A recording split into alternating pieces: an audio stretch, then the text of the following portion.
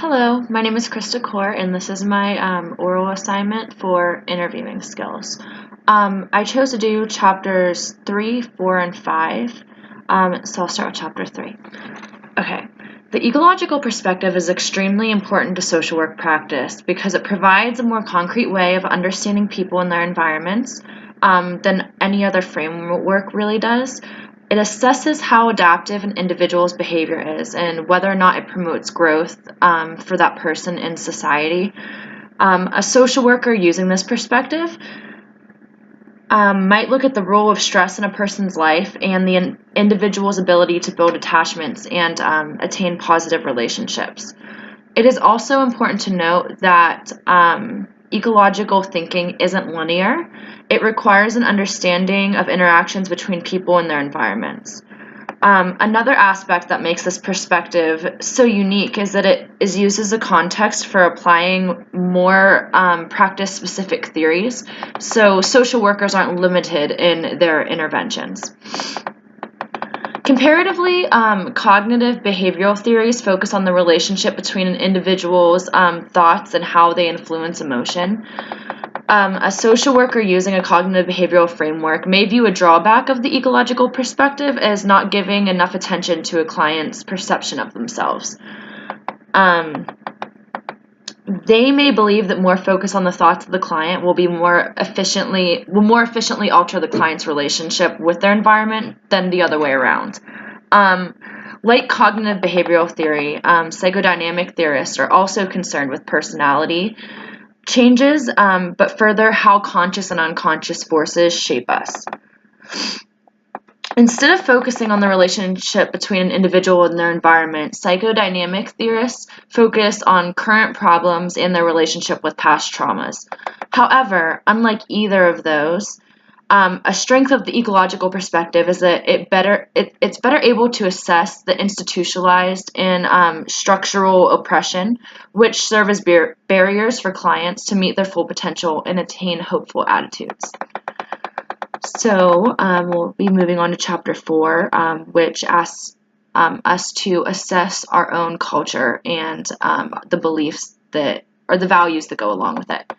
That being said, I've never really felt a strong identification with any particular set of values, which is why I believe it's so important to recognize how unique every individual is and to understand the concept of intersectionality.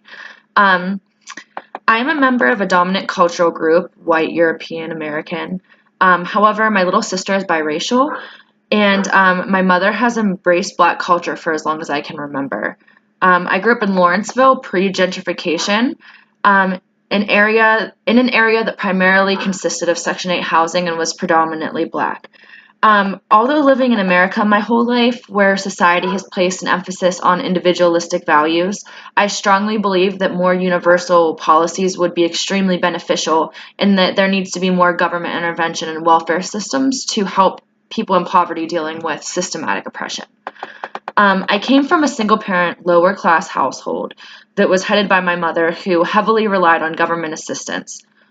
She wasn't able to work because of mental health reasons, and neither I or my sister have fathers who are present. And I believe that has heavily shaped my feminist values. I didn't grow up with the pressure of an obligation to put family first, and I strongly value my individual autonomy. My grandmother raised me very religiously. She sent me to a Lutheran summer camp every summer until I was 18 and put a lot of emphasis on attending Sunday service regularly.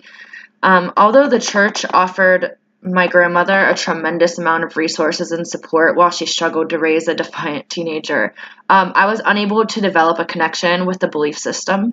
I believe that a lot of it was due to the fact that the church was located in an upper middle class neighborhood in Bethel Park, which held a stigma towards families of single mothers, especially when one of the children was African American. So I never really felt as if I was welcome there.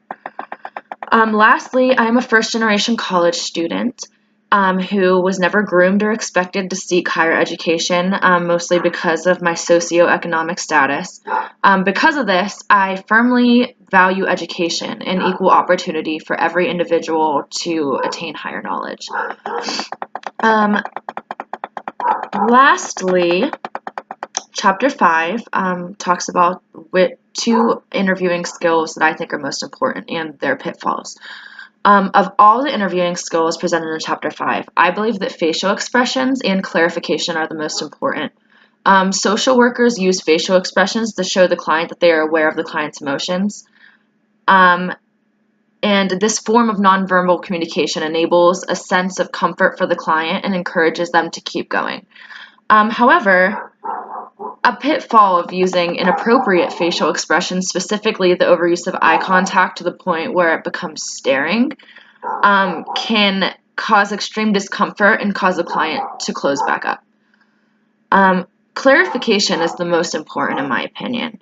It offers an opportunity for the social worker to check their understanding of what the client is saying. This understanding is crucial to the interventions that the social worker will be able to provide to the client. I believe a possible pitfall for clarification might be if the social worker feels overly confident or very strong in their perception of a client's situation, even if it's not true. It can turn into a form of priming that can ultimately alter the client's original feeling, and that wouldn't really end up helping them in the long run. And that is all. So thank you and have a great day.